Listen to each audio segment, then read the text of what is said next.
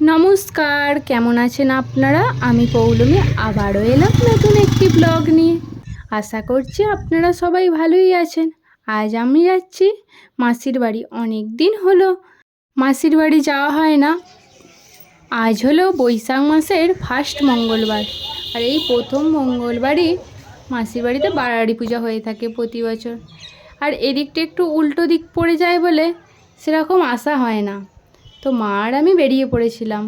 যেতে যেতেই এখানে বড়োর বলরাম মন্দির পড়লো সামনে, তো এখানে একটু প্রণাম করে তারপর আবার যাব, আর তোমাদেরকেও সঙ্গে নিয়ে যাব। চলো, আর তোমাদেরকেও বলরামকে দেখাচ্ছি, দেখো। তো আমাদের প্রণাম করা হয়ে গেছে, চলো এবার মাসির বাড়ির দিকে রওনা দেওয়া যাক। আরও একবার ভালো করে দেখিয়ে দিলাম, দেখো। এই যে সামনের এই মন্দির থেকে নামার সময় আরচালাটা দেখছো, এটা হচ্ছে হরিসেবা মঞ্চ।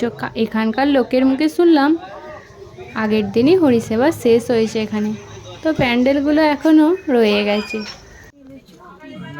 আর মাসির বাড়িতে এসে একটু বসে বেরিয়ে পড়েছিলাম মন্দিরে যাওয়ার উদ্দেশ্যে। দেখো এই গাছটায় কত লিচু ধরেছে, পুরো একদম থোকা থোকা। আমি তো প্রথমে ভাবলাম আম ঝুলছে, তারপর দেখছি না, এগুলো লিচু। তো অনেক দিন পর দেখা হয়ে একটু গল্প টল্প করে মিষ্টি খেয়ে বেরিয়ে পড়েছিলাম মন্দিরের দিকে। দেখো মন্দিরে এসেও গেছি। এখানে না ঘটে পূজা হয়, প্রতিমা মূর্তি আসে না।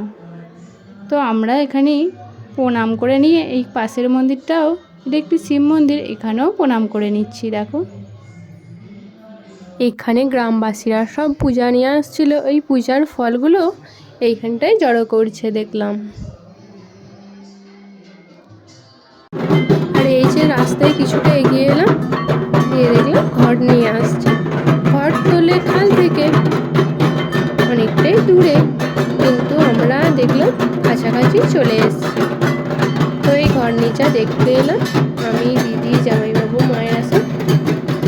তো এই ঘর নিয়ে যাচ্ছে, তার পিছু পিছু আমরা যাবো। আজকে ছিল প্রচণ্ড রোদের তাপ, বেশ গরম।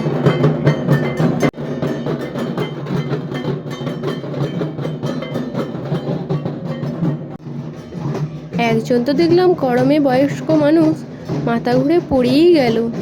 বৈশাখ মাসের প্রখর রোদের তাপ, কিন্তু তাহলে কি হবে, গ্রামের বারোয়ারি বছরে একটাই। সবাই বেশ মজা করে গরমের মধ্যে ঘেমে ঘুমেও যাচ্ছে নাচতে নাচতে। একদম বেরিতে চলেও এসছে ঘট, এখন মালা দিয়ে সাজানো চলছে।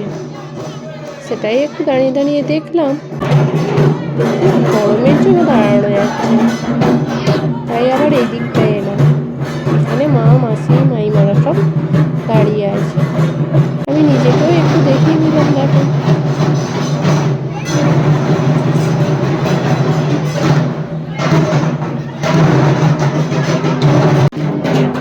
এই যে নিচে দেখছো, এখানে মামা, জামাইবাবুরা, ভাইরা সব দাঁড়িয়ে আছে।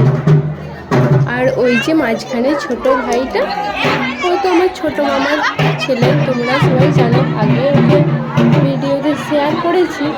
তো এখন ওর দাদার মাথায় ফুল গুঁজে একটু মজা করছে আর কি, আর বলছে ছবি তুলো। আর এই যে লাল পরিটা দেখছো, এটা হচ্ছে আমার দিদির মেয়ে বর্ষা। বেশ ভালোই ভিড় হয়েছে, এত গরম থাকলেও সবাই এসেছে আর কি। তো এখন আমরা যাচ্ছি বাড়ির দিকে। বাড়িতে এসে যা হয়, সবাই গল্প হাসি মজা করে একটু খাওয়া দাওয়া করে রেস্ট নেওয়া হয়েছে।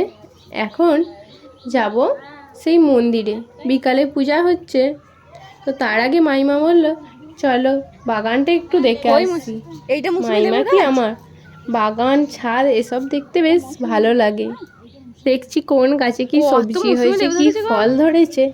আর এই মাসিমণিদের এখানের মাটিটা খুব ভালো। এটা কি গাছ? মানে যা গাছ লাগায় বেশ ভালোই ফল দেয়। এটা লিচু ধরে না? তো এটা একটি আম গাছ, ও আর একটা মৌসুমি লেবু, আর একটা বাতাবি লেবুর গাছ আছে। এটা দেখো লিচু, বেশ অনেক কটাই লিচু ধরেছে। আর ওই যে ওই ছোট গাছটাতেই দেখো কত কাঁঠাল এসছে। একটা কাঁঠাল তো একদম নিচেতে। মাসি বলল দুটো কাঁঠাল পাড়াও হয়ে গেছে এই মধ্যে। কাঁঠালটি পাকাতে দিয়েছে, মাসি বলছে কাঁঠাল আর এঁচড় দুটো একসাথেই খাওয়া যাবে আর কি। এরকম একটা গাছ বাড়িতে থাকা বেশ ভালো, কি বলো তোমরা? সিমুনিরা বলে প্রায় সারা বছরই এই গাছটায় এঁচড় দেয়। ওই যে একদম কোণে রয়েছে একটি জবা গাছ, জবা ফুলের কালারটা বেশ সুন্দর, কিন্তু ওকে লাউ গাছে উঠে ঢাকা দিয়ে দিয়েছে। ছোট্ট বাগানটায় কত রকমের গাছ। এই যে এটা দেখছো মৌসুমী লেবুর গাছ, এগুলো সেগুন গাছ। এতটুকু বাগানে যে এত গাছ হয়েছে, বেশ দেখতে ভালো লাগছে। আর এই বাগানটারই কিছু জমি পরেই ধান চাষের জমি। বেশ আমরা এলে একটু মাঠ দিয়েও বেশ ঘুরতে যাই, ঠান্ডা হাওয়া দেয়, ভালো লাগে। আর এই যে নিম গাছ, আর ওইদিকে রয়েছে বেগুন গাছ। মাসিকে বলছি নিম বেগুন দুটো একসাথে কাছাকাছি পেয়ে যাও। দেখো অন্যরকম পাড়া ফুলটা না, ও না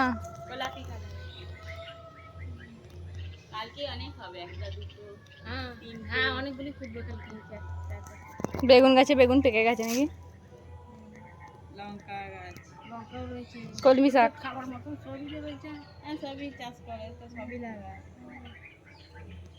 পাট শাকও তো হয়ে গেছে। ও হ্যাঁ, লেবুও কত বাগান দেখে আসি। এটা মৌসুমী লেবু সামনেরটা।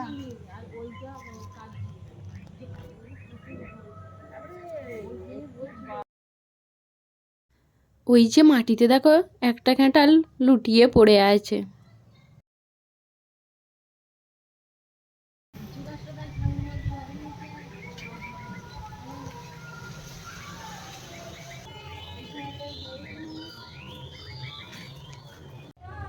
যাচ্ছি দুটো পাতার গাছে ঢেঁড়স ধরেছে। একটি গাছে দুটো পাতা হয়েছে, একদম ছোট্ট গাছটা, কিন্তু একটা ঢেঁড়স ধরেছে, তাতে আবার আমরা দেখে হাসছিলাম আর কি। চলো মাসির বাগান দেখা হয়ে গেছে, যে যা পেলো দু চারটে সবজিও তুললো। এরপর আমরা যাচ্ছি মন্দিরের দিকে, যেখানে এসে গিয়েছিলাম সেই ঘরতলা দেখতে। ওখানে তো এখন পূজা হচ্ছে। মাইমা দিদিরা বলছে যে আমরা হেঁটে হেঁটে যাচ্ছি, আমাদেরও একটু ভিডিও কর আর কি। গ্রামের কাছেই আমরা এখন হেঁটে হেঁটে মন্দিরের দিকে এগিয়ে চলেছি। আর হাঁটতে হাঁটতে দেখো মন্দিরের কাছে চলেও এলাম। বেশ সুন্দর সাজিয়েছে না মন্দিরটা। আমরা বেশ অনেকক্ষণ বসে বসে পুজো দেখলাম। এসেছি সেই বিকালে, এখন আস্তে আস্তে সন্ধ্যে নেমে এলো। এখন বাড়ি ফিরবো, কিছু মেলাও দেখলাম।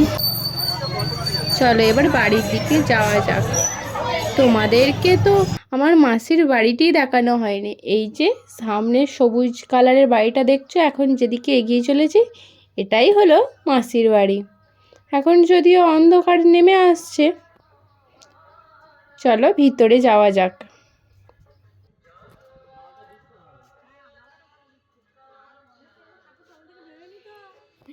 তারপর বাড়ি এসে হাত পা ধুয়ে ড্রেস চেঞ্জ করে বসে গেছে এখন ফল কাটতে। এখন ওই ফল মিষ্টি এসবই খাওয়া হবে।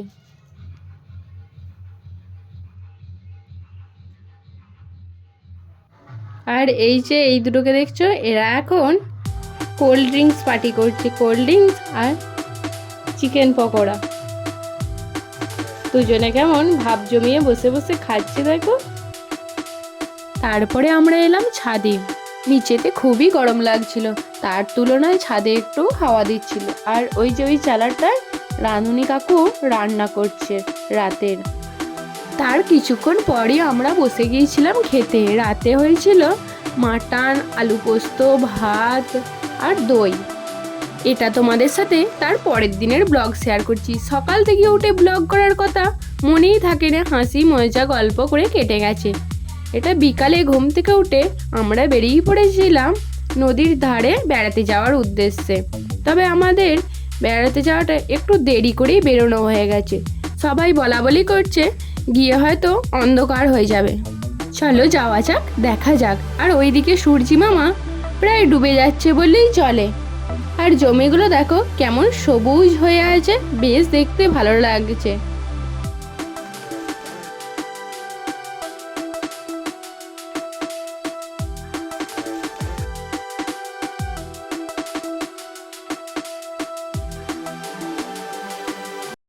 এই যে সামনে এই ট্র্যাক্টরটা রয়েছে দেখো, কত কুমড়ো, একসাথে এত কুমড়ো আমি তো এই ফার্স্ট টাইম দেখলাম। গাছের ফাঁক দিয়ে মাঝে মাঝে সূর্যি মামা উকি মারছে। ওখানে যে বাঁশের পোলটা আছে ওটা পেরোলেই নাকি বরশুল। তোমাদেরকেও দেখাবো, চলো দেখবে। আমরা তো দেখেই ভয় লাগছিল, বাঁশের পুলটি যা দুলছিল, কিন্তু যারা ডেলি যাতায়াত করে অক্লাসে বেশ সুন্দরভাবে সাইকেল মোটরসাইকেল নিয়ে পেরিয়ে যাচ্ছিল। যা যা সূর্যি মামা আর ডুবেই গেল, আর অন্ধকার নেমে এলো। ভয়ও পায় না, ভয় লাগে না আমরা পেরেছি ভাই।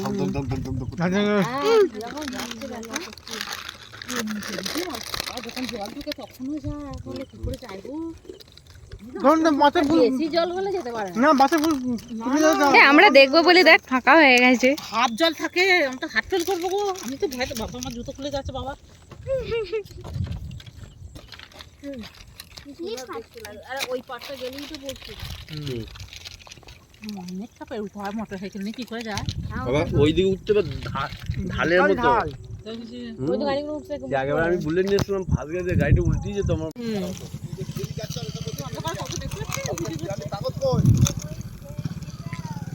যা দেখতে পাচ্ছি তাই করছি।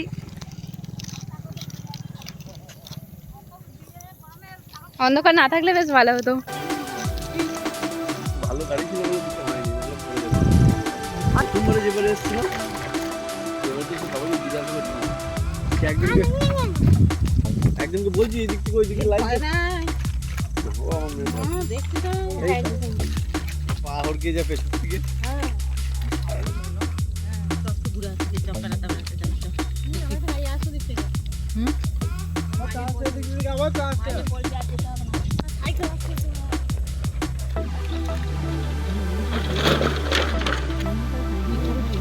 শান্ত দিকে আছে,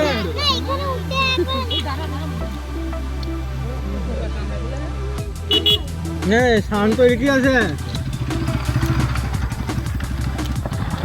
শান্ত পাশে বেরিয়ে যায়।